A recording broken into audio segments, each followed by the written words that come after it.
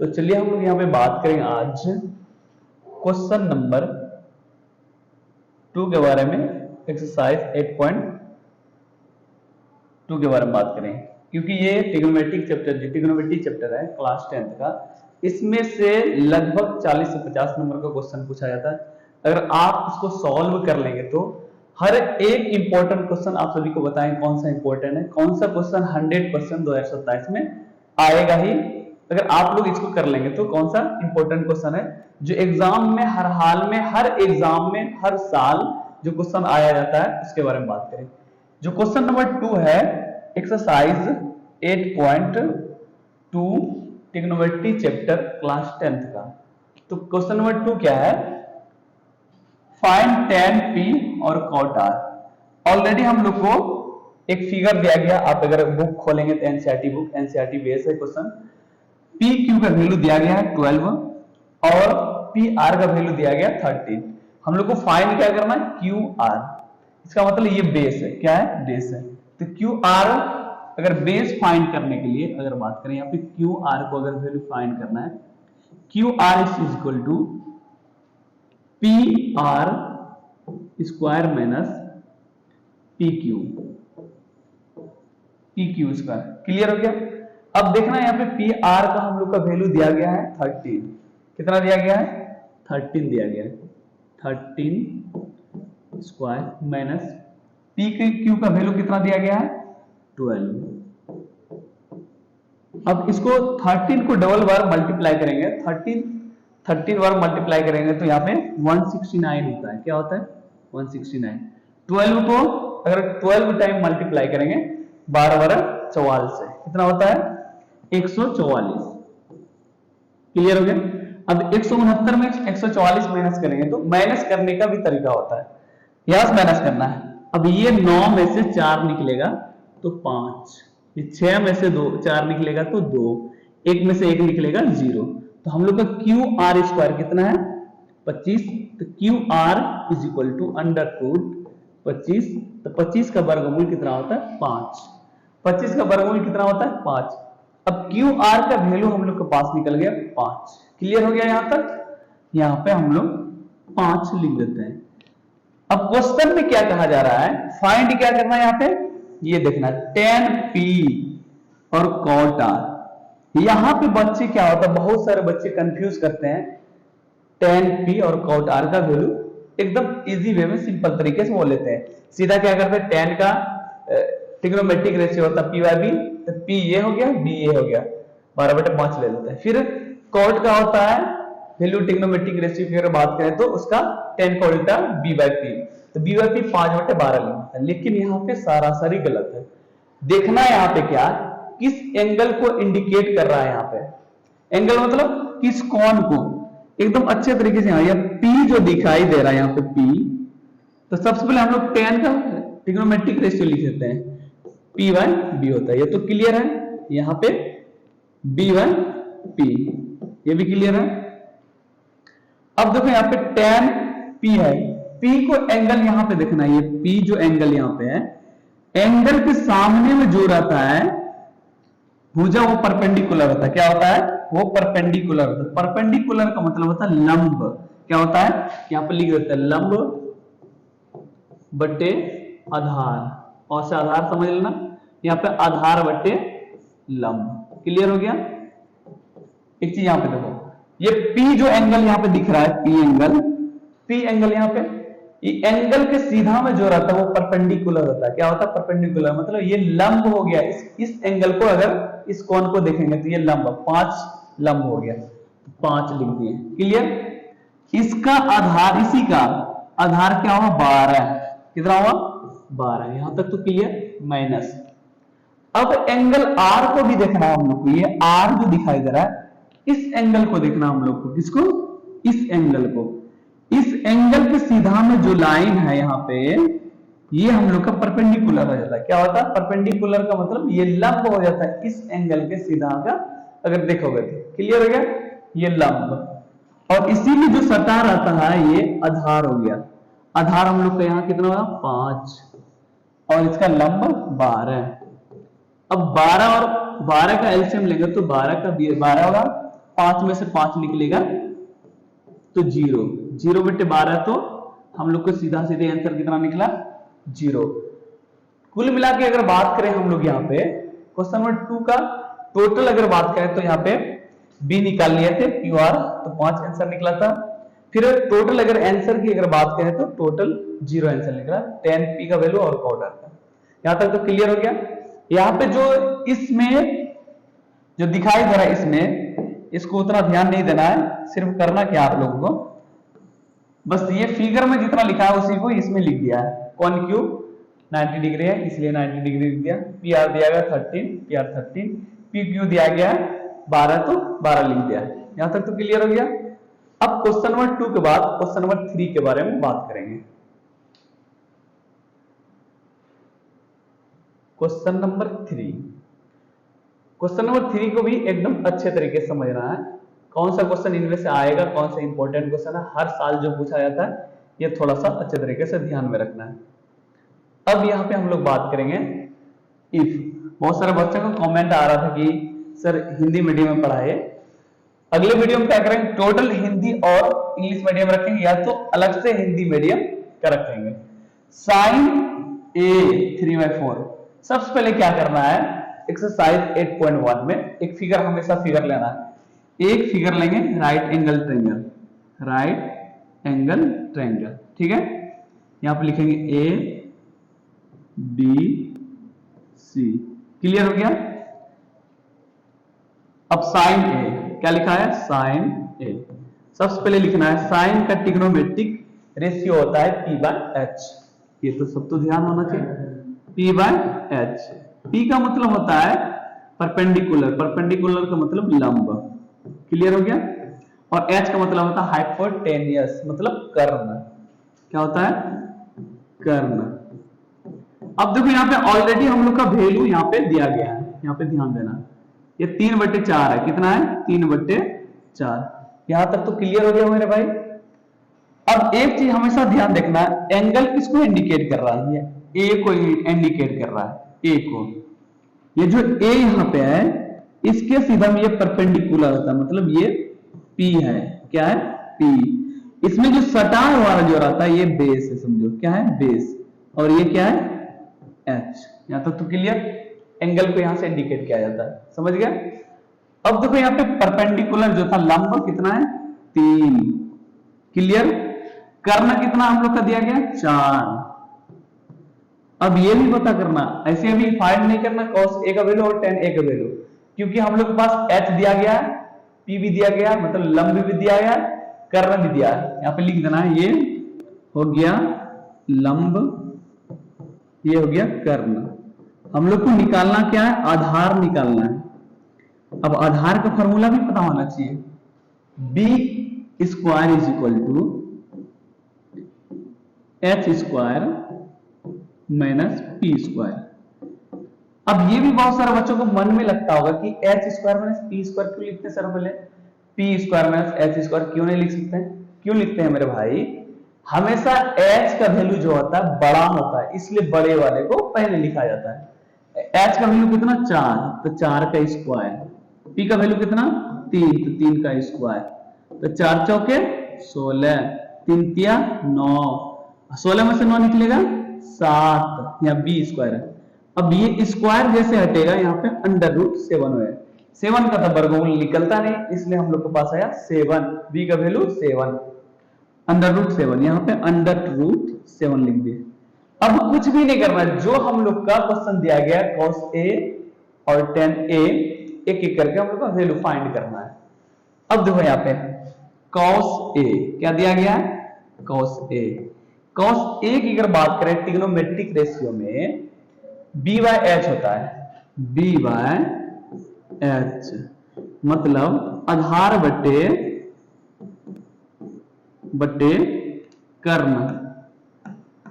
कर्ण क्या होता है कर्ण।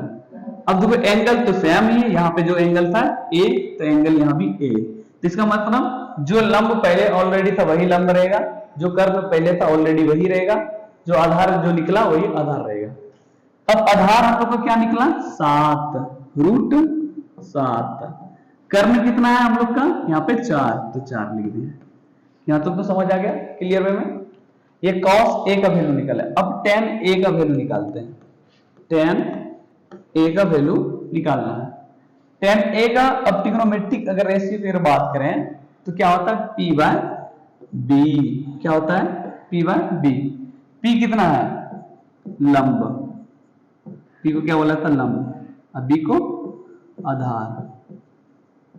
यहां तक समझ आ गया। ऑलरेडी यहां पे एंगल a ही दिया गया है, लंब कितना होगा 3, कितना होगा लंब 3, यहां पे 3 लिख देते हैं 3। आधार कितना हम लोग का निकला √7। दोनों का वैल्यू हम लोग को एकदम इजी वे में फाइंड कर ली। cos a का वैल्यू निकला √7/4 और tan a का वैल्यू निकला 3/√7। क्लियर हो गया। ऑलरेडी साइन का वैल्यू दिया गया था 3/4। कुछ भी नहीं हुआ है। सबसे इजी अगर चैप्टर की बात करें तो ट्रिग्नोमेट्री चैप्टर ही है क्लास 10th में, और इसी में से 40 से 50 नंबर आपको इजी वे में आप अपने बोर्ड एग्जाम में ला सकते हैं। कुछ भी नहीं है, आप इसको स्क्रीनशॉट ले सकते हैं, एक एक करके नोट डाउन कीजिए अपने कॉपी में। कैसे नोट डाउन करना है देख लीजिए। अब आगे क्वेश्चन की अगर बात करें, यहाँ पे नेक्स्ट क्वेश्चन नंबर 4 के बारे में बात करेंगे। क्वेश्चन नंबर यहाँ पे 4 है। एकदम अच्छे तरीके से क्वेश्चन नंबर 4 को देखना है। क्वेश्चन में क्या बोल रहा है गिवन। गिवन का मतलब होता है दिया गया। क्या होता है गिवन का मतलब दिया गया। 15 कॉट मतलब 15 कॉट दिया गया है। a = 8, find sin a and cos a। sin a and sec a का वैल्यू फाइंड करना है। चलिए कैसे निकलना, बहुत सारे बच्चे कंफ्यूज कहां करते हैं ये भी जान लीजिए। अब बच्चे कंफ्यूज ये कर जाते हैं 15 cot a = 8, इसको कैसे बनाएंगे मेरे भाई, इस तरह सोचते हैं मेरे बच्चे। सबसे पहले क्या लिखना है सॉल्यूशन यहाँ पे लिख देना है, लिखना होगा तो फिर जो क्वेश्चन है वो लिख देंगे। 15 cot a = 8, 15 cot a = 8। Clear हो गया। अब cot a = 8/15, कितना है 8/15। अब बहुत सारे बच्चों को ये भी मन में लगता है 8/15 कहां से हो गया मेरे भाई, 8/15 इसलिए यहाँ का जो 15 था इधर लिख दे। अगर इसी को अगर मल्टीप्लाई करोगे यहाँ पे कोना कोनी तो फिर 15 cot होगा। अब 15 cot a जो लिखा हुआ है, cot a का ट्रिग्नोमेट्रिक रेशियो क्या होता है सभी को पता होना चाहिए। tan का अपोजिट होता है b/p। इसका मतलब बेस दिया गया, क्या दिया गया आधार। बेस का मतलब आधार और p का मतलब लंब, ये दिया गया। सबसे पहले एक राइट एंगल ट्रायंगल लेते हैं। क्या लेते हैं राइट एंगल ट्रायंगल लेते हैं। राइट एंगल ट्रायंगल लेते हैं a b c। कुछ भी नहीं करना, ये एंगल है राइट एंगल ट्रायंगल मतलब ये एंगल a है। हम क्या बताए थे एंगल a के सीधा में ये जो रहता है भुजा ये लंब होता है। क्या होता है ये लंब, और इसमें जो सटा रहता है ये होता है आधार, और से आधार। और कर्ण तो हमेशा टेढ़ा बोला जाता है, h को बोला जाता है कर्ण। क्लियर हो गया।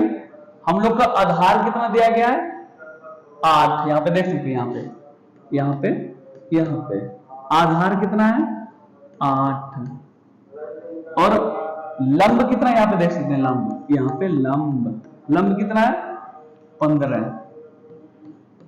ठीक है क्लियर। हम लोग को फाइंड क्या करना, देखो आधार भी दिया गया है, लंब भी दिया गया है। फाइंड क्या करना है यहाँ पे कर्ण निकालना है। कर्ण का फॉर्मूला होता है h² = p² + b²। एक चीज हमेशा याद रखना, बच्चे कंफ्यूज कहां करते हैं, ये h² = p² + b² में इतना कंफ्यूज करते हैं 10th में, क्लास 10th में सबसे ज्यादा कंफ्यूज लगता है उसको कौन सा फॉर्मूला लगाए, पहले b लिखें या p लिखें। एक चीज हमेशा माइंड में ये चीज याद रख लेना है, h वाला जब भी फॉर्मूला लगाएंगे तो प्लस होगा, ये चीज ध्यान रखें। बाकी बात दूसरे का फॉर्मूला लगाएंगे जैसे p² वाला का या b² वाला का तो उसमें माइनस लगाएंगे। और h उसमें पहले लिखेंगे। चलो यहाँ पे p कितना है, यहाँ पे ये p है, ये p है, समझ गए, और ये बेस है, यहाँ में से याद रखना। p कितना 15, तो 15 का स्क्वायर प्लस b कितना है 8, तो 8 का स्क्वायर, तो 15 का स्क्वायर अगर 2 बार करेंगे 15 यहाँ 225 होता है, कितना होता है 225, प्लस 8 का स्क्वायर 2 बार करेंगे तो 64।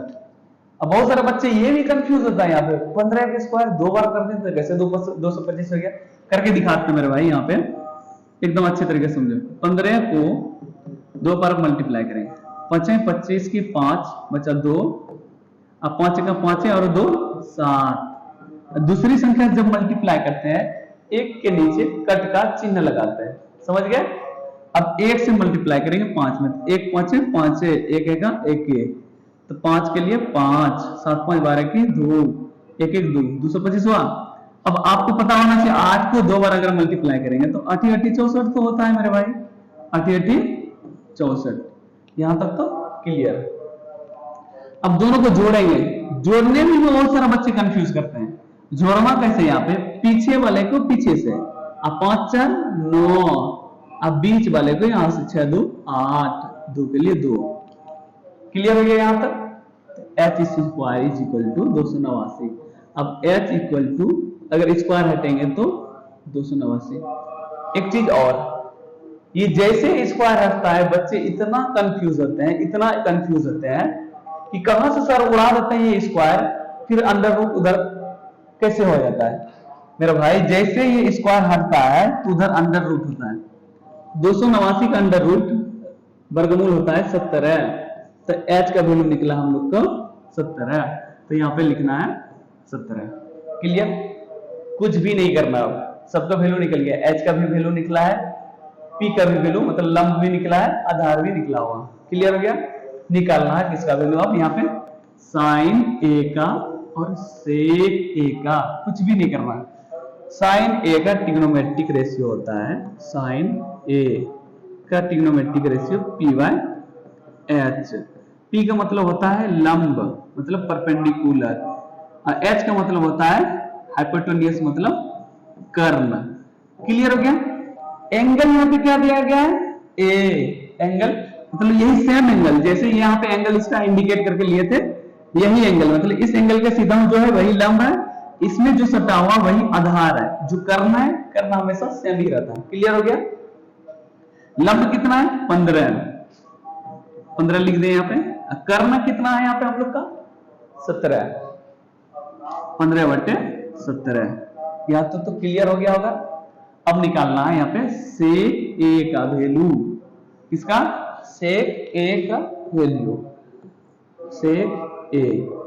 अब देखो बच्चा कहां कंफ्यूज करता है, बच्चे का क्वेश्चन क्यों नहीं बनता ये भी समझ लीजिए एक बार। बच्चे क्वेश्चन इसलिए नहीं बनता है क्योंकि उसको ट्रिग्नोमेट्रिक जो रेशियो है यहाँ पे उसको याद ही नहीं रहता है, वो वहां पे कंफ्यूज कर जाते हैं। ऐसे सेक का, अब a का ट्रिग्नोमेट्रिक रेशियो बहुत सारे बच्चे कंफ्यूज करते हैं, कॉस का अपोजिट होता है सेक a, कॉस का अपोजिट होता है सेक, कॉस का होता है b/h, सेक का हो जाएगा h/b, क्या हो जाएगा h/b, h/b। h का मतलब कर्ण क्या होता है, और b का मतलब आधार। क्लियर हो गया। यहाँ पे कर्ण हम लोग का दिया गया है 17, कितना दिया गया है 17। अब यहाँ पे आधार कितना दिया गया 8 निकला है, आधार 8, तो हम लोग का साइन का वैल्यू निकल गया 15/17 और सेक का वैल्यू निकला 17/8। ये तक तो क्लियर, क्वेश्चन नंबर 4 तक तो क्लियर हो गया होगा। अब देखना क्वेश्चन नंबर 5 और 6, क्वेश्चन नंबर 5 और 6 तक। 6 नंबर क्वेश्चन इतना इंपॉर्टेंट है, इतना इंपॉर्टेंट है, हर एग्जाम में हर साल बोर्ड एग्जाम में पूछा जाता है। ये तो क्लियर हो गया क्वेश्चन नंबर 4 तक, इसका स्क्रीनशॉट ले सकते हैं या तो वीडियो को पॉज करके देख सकते हैं। क्वेश्चन नंबर 5 के बारे में अब बात कर लेते हैं।